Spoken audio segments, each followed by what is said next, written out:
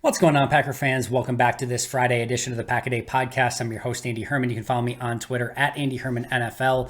Today, what I figured I'd do is kind of go through my rookie rankings, really from draft to rookie minicamp to OTAs to minicamp, etc., and just kind of go through and rank sort of my first impressions on each of these players. And I beg of you, let's not take these too seriously, right? I think we all love these conversations, and first impressions are really fun. There were 5 practices that were open to the media when it came to OTAs and mini camps. Rookie mini camps, it's really tough to glean almost anything from other than a ultra first impression.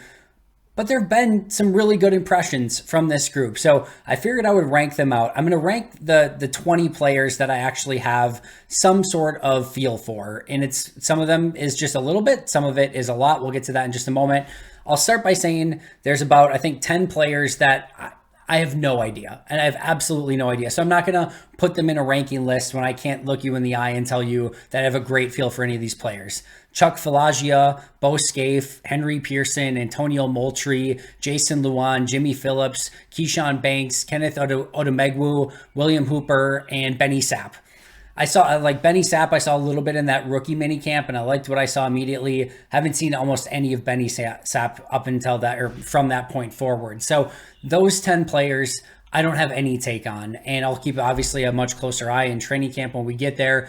I'll also say this, when there's 85 players out there practicing, you can only watch so many things. And sometimes the very bottom tier of the roster, unless they're starting to catch your eye in some major way, it's just tough to keep a real close eye on those players, especially when you go and they separate them into 2 different groups and the starters are all in one area. That's, of course, where your eyes are going to go more often than not. And then sort of the 3rd and 4th stringers are down on the other end. You're not going to watch as much of that. So I don't have a great feel for any of those specific players.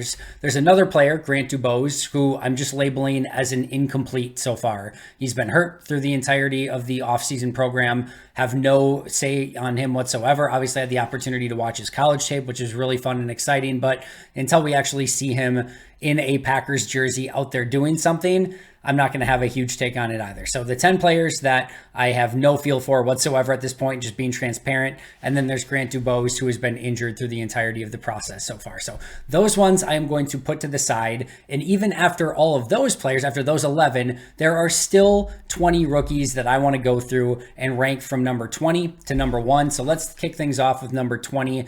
Number 20 on my list is Jadakius Bonds. And few drops in practice. Didn't really scream out and look the part, I didn't think. I thought he was clearly, I don't want to drag the guy. He's just a end of the roster, undrafted free agent signing, but I just didn't see a lot there when I was watching the receivers go through receiver drills. He's an interesting player, interesting size, but I don't know. I just didn't see a whole lot there, and I didn't think he made the most of his opportunities.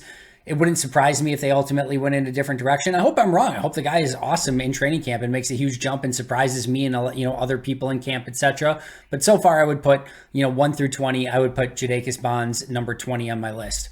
Number 19 is Lou Nichols, the running back, 7th round pick. A little bit surprising that he would be this low on the list, but I haven't seen anything out of Lou Nichols yet that has, would give me any reason for excitement. Had a couple passes dropped in a couple of the drills that he was doing.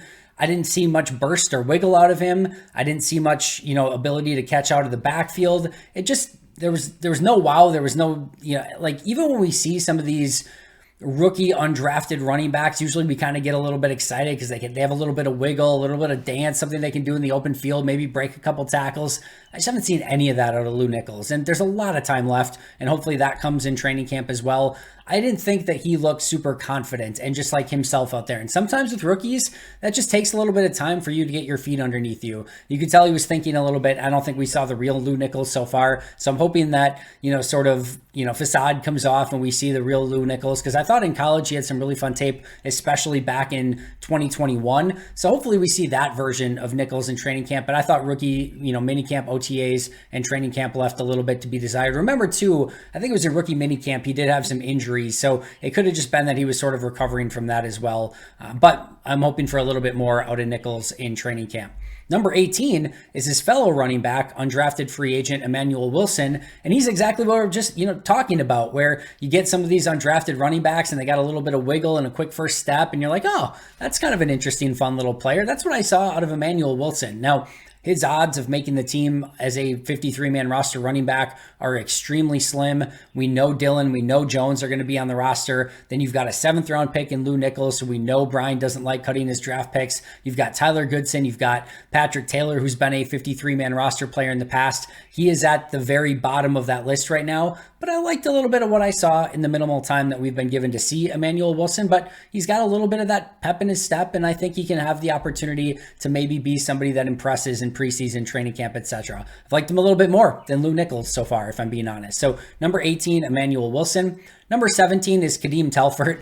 It's funny because when Kadeem Telfort first came to rookie minicamp, I'm like, oh, this is this year's version of Caleb Jones. If you remember, Caleb Jones tested insanely poor, but he immediately got to rookie minicamps and all the offseason stuff and immediately performed well. And Telfort looked kind of the same. He's like, yeah, he didn't test well, but he's a bigger guy. And, I was intrigued to see what he's going to be able to do in minicamp. And then Caleb Jones comes back for OTAs and is standing next to Telfort, and Jones is just like 3 inches taller, like 50 pounds bigger, and you forget how mammoth of a human being Caleb Jones is. But Kadeem Telfort is sort of in that mold, although nobody's quite, Caleb Jones mold, but he's in that mold of bigger, not as agile and quick, but he's got some good power behind him. I like the size. I think this is a really strong practice squad candidate for 2023 that they look to potentially make that jump in 2024 with maybe a little bit more time in the Packers weight room through the course of the season and just kind of getting his football body in, getting in football shape moving forward to really, tone out exactly what he has right now. He's a big physical guy, and I think there's something there, but I think it's going to take a little bit of time to develop that. But I like some of the early returns so far out of Kadeem Telfort. Number 16, Cameron McDonald. Fun little tight end / H-back. He's not in the fullback group, but I think he's kind of a little bit more of that move H-back tight end. I think he can be used a little bit as a traditional tight end as well. A little bit of juice to him. He's got a good character to him. Like, you can tell he's out there in practice having fun. He's got a little bit of run after catch ability. I thought he performed much better of all the undrafted guys and things like that. That was the guy who, when I watched him on tape, I'm like, I'm not really sure I see it. And then you get him in, live in person, and sometimes, people just look different in person. Cameron McDonald's been that so far for me. I think there's a little something there. If he had a really good training camp, I think you could push a Josiah DeGuara or a Tyler Davis maybe for that 4th and final spot. He has a lot of work to do. There's a little something there. Probably another practice squad candidate on first impressions. Number 15, we're going to talk about the other undrafted wide receiver that's been getting all the buzz, but don't entirely sleep on Deuce Watts either. He's had a pretty nice rookie minicamp, OTA, and entire offseason program. He's caught some really nice passes. I think he had one down the field, if I remember correctly, that was pretty impressive. But overall, he's kind of caught everything his way. He looks like a pretty steady route runner. Looks like he could be used in a couple different ways, kind of on the outside and in the slot. So I'm intrigued by Deuce Watts, another player that's probably destined for the practice squad, but maybe a little something there. Not as much as that other undrafted guy that we'll talk about more in just a bit, but I liked him nonetheless, and I think he's been a really nice undrafted free agent signing. Looking forward to seeing what he can do in training camp. Next up, the one we all want to talk about, Broughton Hatcher, the long snapper. Thought he's done a pretty nice job snapping, both in the punt and the kick drills. He had one that was a little bit low on the first day of minicamp that, the punter did a nice job of getting down and holding, and Anders Carlson was ultimately able to make the kick. But overall, I think he's very much in the discussion for the long snapper job right now. I don't have a ton of huge long snapper takes for you, but like I said, I think what you want to see here is a competition. I would say so far he's looked better than some of the guys that they've had keep their 53-man roster spot in other seasons. So we'll see how that translates moving forward, specifically in preseason. But I like what I see out of Hatcher, and I think he has a legitimate chance to battle Matt Orzik for that final, or for that 53-man roster spot at long snapper. Number 13, Dontavian Wix. And this might seem a little bit low for Wix, but remember, he had a few practices where he was out hurt. In addition, when he came back from the injury, he wasn't doing full team drills. He dropped out of some of the individual drills. You could tell he was just kind of taking it easy. In rookie minicamp, I really liked what I saw. Good route running, good speed, good hands. There were some things that really popped off for me, but without being able to see him in some of the team drills and the OTAs and minicamps, that's the only thing holding him back at this point. I really like overall Dontavian Wix, and I think he's got, hopefully a very fun training camp ahead of him. There's a lot of talent there, so I'm still very bullish, but just based on the body of work so far, I would put Wix at 13 on this list. Number 12 is Brenton Cox. And we're starting to get to the point, by the way, where like, even when you start at Dontavian Wix at 13 through the remainder of this list, I like all of these guys. And actually, for the most part, this is a really good list of even undrafted guys and rookies, etc. So the fact that Wix is at 13 is a positive. That's not a negative on Wix. It's just how well this rookie class has performed and how great that first impression's been so far. But back to number 12, Brenton Cox. He got the call out from Matt LaFleur that he's been one of the players that stood out and take the biggest step from rookie minicamps to minicamp. And this is a player that plays with a level of violence. I think he has a real opportunity to make it as an undrafted free agent on the 53-man roster. Part of that might have to do with, when Rashawn Gary is back and if he's ready for week 1. But even if Gary's ready, I think we're going to see, Cox really battle with Justin Hollins for that opportunity to be probably the 5th and final edge rusher. I would already put him ahead of guys like Jonathan Garvin and Ladarius Hamilton. I think there's some real upside there. Now, Brenton Cox is going to have to keep his hands clean and make sure that he doesn't have any off the field stuff, that there's no reason that they would cut him. But if he shows that he's matured and he shows that he is ready to commit himself to being a professional football player and get rid of all the other crap, then Green Bay found themselves probably an extra 4th round pick in undrafted free agency. So really excited about him so far and think he has the ability to make some noise through the remainder of this offseason. Number 11 might be a surprise to you. A little bit lower on my list, but that's Jaden Reed. And the reason being is that I've liked what I've seen out of Jaden Reed. I like the speed. I like the agility. He's shown off good hands. There hasn't been anything that's made me go, wow, look what Jaden Reed did. It's been a little too pedestrian through the first 5 practices. Does that mean a whole heck of a lot? It does not. Does that mean that he can't go out when pads are on and have a phenomenal training camp in preseason? It does not. Am I still extremely high on Jaden Reed? I am. But if I'm just basing it off the 5 practices plus the rookie mini camps that we were able to see, I would put Jaden Reed a little bit further down. I haven't seen quite the spark that some of these other players have made. In fact, I can't point to one Jaden Reed play and be like, there's this one outstanding play that he has made. Now, maybe in all the other practices that weren't open to the media, maybe Jaden Reed was just tearing it up, and it just happened to be the days that we were out there, it was a little bit more quiet for him. And we could say the same thing about Christian Watson. Christian Watson's had a quiet 5 practices when we've been out there. Do I have any concern about Christian Watson whatsoever? No, absolutely none. So take it for what it's worth, but if I'm just basing it on what we've seen so far, I would put Jaden Reed at 11 on this list. Number 10 is Carl Brooks. Like his first step, that's translated over from his college tape to what I've seen so far in rookie minicamps and OTAs.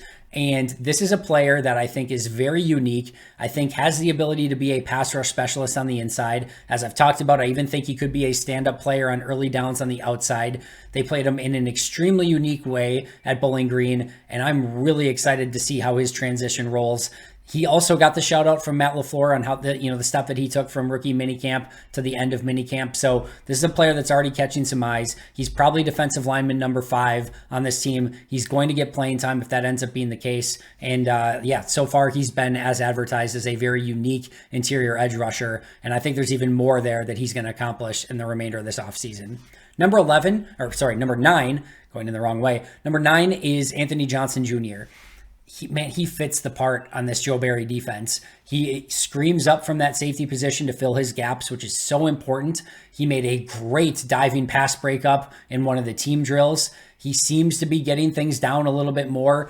We'll see just what level of trust they have with him. He's got a ton of veterans ahead of him that he has to find a way to leapfrog and take their spot. But this is the only player that's really guaranteed. I mean, assuming he makes the team this year, which I think he will, he's the only one that is under contract for next year. So if they want to start getting a better look at Anthony Johnson Jr., don't be surprised if he gets some snaps, maybe with the ones at some point during training camp. There is something there. I want to see more of it, but he's already even started to make plays, even though a lot of it's been against the 3s and 4s so far. Number 8 is Sean Clifford, and I know a lot of people thought he was overdrafted in the 5th round, and that might ultimately end up being the case. But I feel like so far, you know what he looks like? A pretty good 5th round quarterback that has the potential to be a backup and I think can develop into a nice backup quarterback. Do I ever expect Sean Clifford to be a good starter in this league? As of right now, I would say no. I don't see that coming. Do I think he can be a pretty darn good backup and maybe even come in? I'm not saying this year, but in the future, if there's that 4-game stretch where you don't lose your starter, can he game manage and win, 2 of those 4 games if everyone else plays well? Yeah, I think he can be that type of quarterback. His arm, I would say better than advertised. It's not great. It's a good arm. I think he spins the ball pretty well. I think he needs to continue to work on his fundamentals, his footwork, and his accuracy just to put the ball a little bit more on the money. But you can tell he's already seeming to get a pretty good grasp of this offense, and there's no fear for him out there. So I would say I've been overly impressed with Clifford, and he looks like he's going to win this backup job, and deservedly so. We'll see how that translates when the preseason lights come on, and that's going to be hopefully the only time he plays this upcoming season, unless it's for some kneel downs at the end of games. But I've been impressed so far, and I think Green Bay, as of right now, I would say got that right with taking him in the 5th round. Number 7 on my list is Carrington Valentine, and I am having a hard time getting out of my head those pass breakups, or at least the one really awesome pass break that he had against Romeo Doubs, and then the other one where he was right there. It was an incomplete pass, probably more of a drop / throw behind Doubs than a real true pass breakup, but the break he made on the ball to make that play. He had another play in the mini camp the following day. Like, there has been some really impressive stuff out there. He is a clean mover. He plays with confidence. We'll have to see what he can do as a run defender. That's going to be a big question, but don't be surprised if Carrington Valentine is the first one up on this team following your first 4, Nixon and Jair and Douglas and Stokes. And then number 5, I think Carrington Valentine is right there. And in my opinion, clearly the most talented corner after those first 4. Number 6 on my list is Tucker Kraft. And I would love to put him higher, and I think there's a chance he would have been higher had it not been for the couple practices that he missed in the middle with some injury issues. One of my favorite things that I loved, and I think I told you guys this story, but he's blocking on a play in a drill, and he comes back, and the coach is about to give him a talking point, and before the coach can even say anything, it's like, I was too high. I was too high in the play. I got to be back. Like, he knew it. He recognized it. The coach didn't even have to tell him. The coach was like, yeah, you were a little bit too high in the play. But it was just, I love the awareness. I love the desire to get better, the attention to detail. You can tell he's going to be a grinder. He's got all the potential and talent in the world. If he's got that mindset and that work ethic, I think there's going to be a lot to be excited about. I know players, when I posted some of the plays in OTAs where Musgrave's running the route and then Kraft runs the route, and it's like, man, Musgrave looks amazing. Tucker Kraft looks so much slower. Don't put any stock into that. Kraft is a very agile athlete. It's more how special Luke Musgrave is than anything against Tucker Kraft. But I've been impressed, and I think there is going to be even more meat on that bone coming up in training camp for Tucker Kraft as well. Number 5, Anders Carlson. We saw him for 2 practices at minicamp. He kicked 12 kicks. He made 11 of them. The ball had that sweet sound off the foot, just a beautiful boom. It exploded off of his feet, his feet, or his right foot, I guess. And I had so far, I don't know what more you would want, I guess, other than making that one other field goal. So, but 11 out of 12 in his first 2 days of live kicking that we were able to see, ball exploding off of his foot. Not sure what more you want from your rookie kicker. So I will take that so far out of Anders Carlson. Number 4 on my list is Colby Wooden. This is a player that, if I'm being honest, when I first watched the tape of Wooden, I'm like, I see some of the stuff, but there's just, I don't know. I wasn't super excited about it. It was good. It wasn't great. This is another player that you see in person. You're like, all right, I get it now.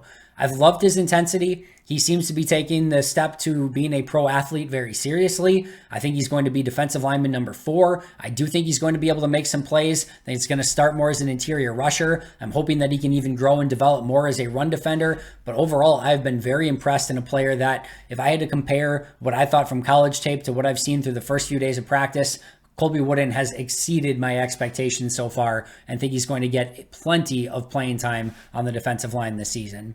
Number 3 on my list is Malik Heath.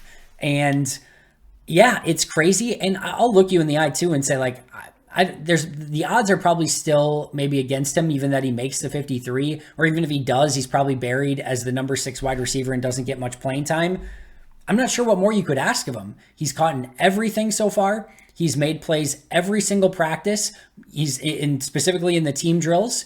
He's already received time with the ones on offense, and he's rotating through those. He had great numbers in college, didn't have the greatest testing ever. This is a very good football player, and Green Bay might have just found a diamond in the rough. How he ultimately plays with the pads on and what he can do on special teams is going to be huge for Malik Heath, but there's not much more that he could have done up until this point to catch the coach's eye, and he's deserving of that number 3 spot so far through OTAs and minicamps. Number 2 is Luke Musgrave. I don't know if you're into tall, fast, insanely athletic tight ends who have great body control, incredible hands, and can win down the field, you might like Luke Musgrave. Now, the only reason he is not number 1 on my list is because there have been some hiccups, and those hiccups have come in run blocking, which is not a surprise. That's going to be the big test for Musgrave. And I've talked about this in the past, but even if he can't line up as a true, traditional tight end, you can use him as a big slot wide receiver. You can use him, lined up in a variety of different ways. You can get him in motion. You can get him in mismatches. He's going to play a ton. He's by far and away the leader in the clubhouse for tight end 1. I think Green Bay is going to live with some of those hiccups. He's an effort blocker.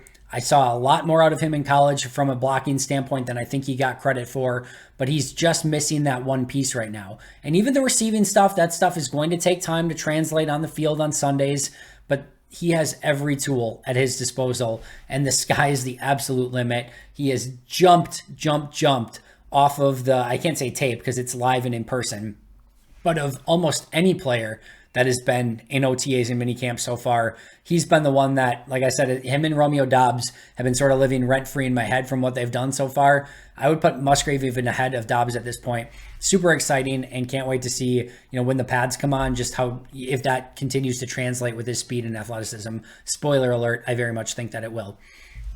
Number 1 on my list is Lucas Van Ness, obviously, the only one left.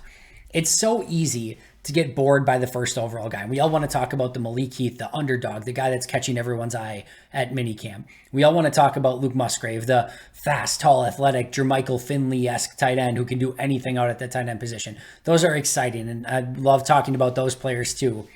But sometimes the best one is just the one that continues to go out and do their job, and is the one that you picked first overall in your draft, or at least their number 1 pick. He has been, as advertised, tall, fast, athletic, but it's all the little stuff. I don't think I've seen him get really beat yet in minicamps or OTAs. He holds up the point of attack. He's very aware. He knows exactly what he's doing. The play where he sheds Yosh Nijman after, reading play action, playing his assignment, then ripping through, getting to the quarterback. The other play where he's unblocked on a bootleg and comes screaming through, and just the quarterback's like almost panicked, like, how is this guy on me so insanely fast? Those are the things that have jumped out, but it's the fact that he hasn't lost the reps. They move him inside the defensive line. He bullies Royce Newman into the backfield and makes a play on the running back. He's been everything that I think Green Bay has hoped for so far. This is another player, just like everyone else on this list, where it's going to wait and see until, the pads come on and you start playing against opponents on the weekends. But overall, as advertised, looks the part, is in insane shape, and I'd be shocked if he doesn't make a significant impact in year 1 with Lucas Van Ness.